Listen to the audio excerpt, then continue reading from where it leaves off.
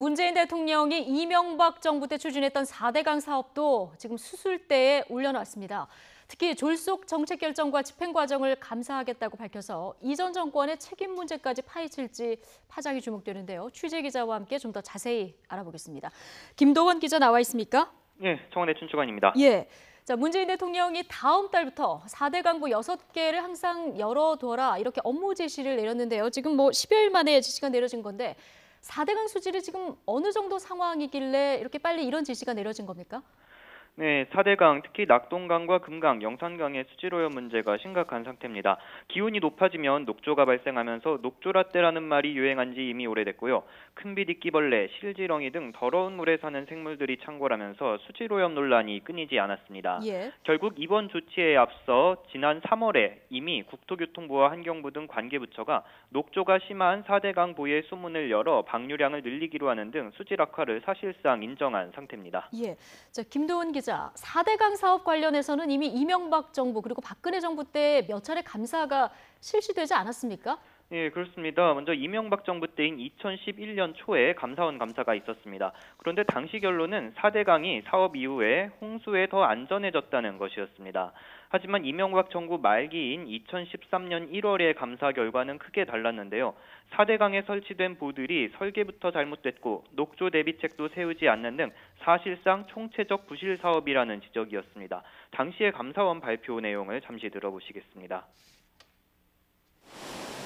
설계 기준을 잘못 적용 설계하거나 공기 촉박 등을 사유로 제대로 된 검증 없이 시공하였습니다. 예, 이후에도 여러 차례 조사가 있었습니다. 민관 합동 조사도 있었고요. 감사연구원에서 낸 보고서도 있었는데요.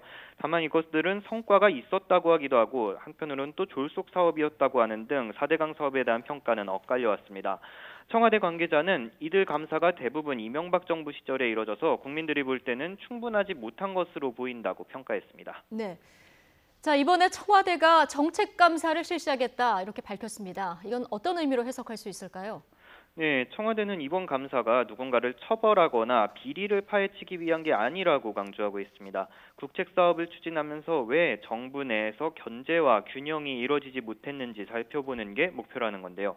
예를 들면 이 정도 대규모 국책 사업이라면 적어도 1년, 4계절 정도는 환경 영향 평가를 해야 하는데 왜 하지 못했는지를 점검한다는 겁니다. 이에 대해 전 정권 색깔 지우기라는 시각이 물론 있을 수 있지만 그런 생각은 전혀 없다고 강조하고 있고요. 재조사를 실시한다고 했을 경우에 있을 수 있는 정치적 파장에 대해서도 전혀 검토하지 않았다면서 순수하게 정부 운영 원칙을 확인하는 게 목표라고 선을 긋고 있습니다. 예. 교훈 차원이다. MB 정부를 겨냥한 것 아니다. 이렇게 경계는 하고 있습니다만 아무리 그래도 결국은 이명박 정부 인사들이 타겟이 되지 않겠냐는 말이 나올 수밖에 없지 않습니까? 그렇습니다. 4대강 사업이 이명박 정부의 역점 사업이었기 때문에 정책 결정과 집행 과정을 조사하다 보면 결국은 정권 핵심 인사들로 연결되지 않겠냐는 관측이 나옵니다. 또 개인 비리 적발이 목표가 아니라고 하더라도 명백한 불법 행위가 나타날 경우 후속 조치를 하겠다 이렇게 밝혔기 때문에 형사처벌에 들어갈 가능성도 배제할 수는 없는 상황입니다. 실제로 문재인 대통령은 후보 시절에 4대강 사업을 전면 재조사하겠다고 밝혔고요. 부정부패와 불법이 드러나면 법적인 조치는 물론 손해배상 책임까지 묻겠다는 게 공약이었습니다.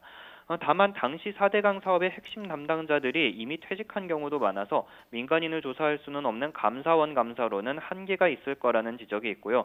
또 벌써 시간이 많이 흘렀기 때문에 공소시효나 징계시효가 끝났을 가능성도 커서 실질적인 조치는 불가능할 수도 있습니다. 네, 여기까지 듣겠습니다. 지금까지 정치부 김도원 기자였습니다.